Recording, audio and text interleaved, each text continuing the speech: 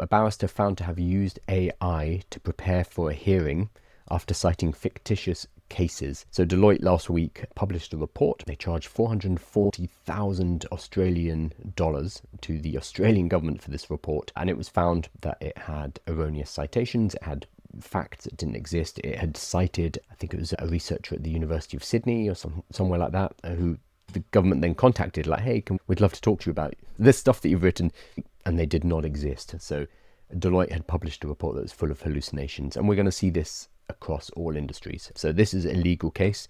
So a judge has ruled that Chowdhury Rahman used ChatGPT-like software, weird way to put it, and then tried to hide it. Whoops, wasting immigration tribunals' time. An immigration barrister was found by a judge to be using AI to do his work for a tribunal hearing after citing cases that were entirely fictitious or wholly irrelevant. Chowdhury Rahman was discovered using ChatGPT-like software to prepare his legal research, a tribunal heard. Rahman was found not only to have used AI to prepare his work, but failed thereafter to undertake any proper checks on the accuracy. You've got to check.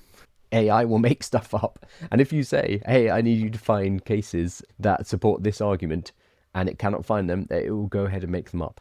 There are ways you can protect against this.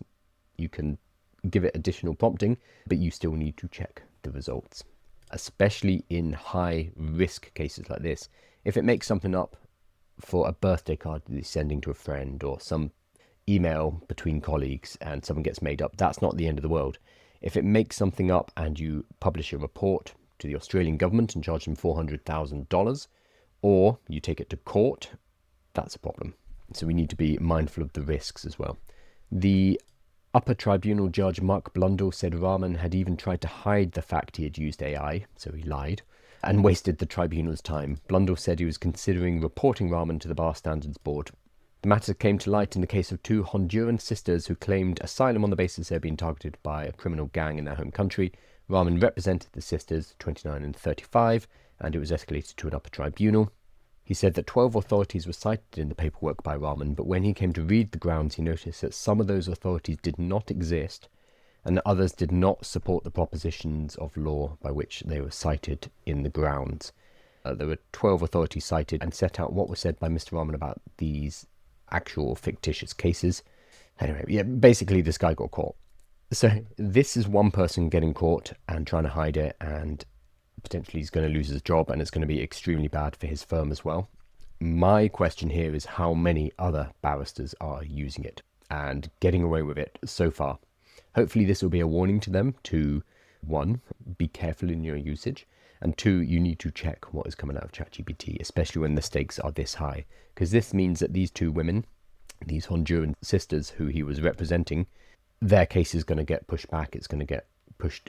They'll have to be reassigned another barrister. That has a massive impact on their life moving forward because somebody was lazy and did not check AI. And to be clear, this is not just an AI problem. This is a human problem.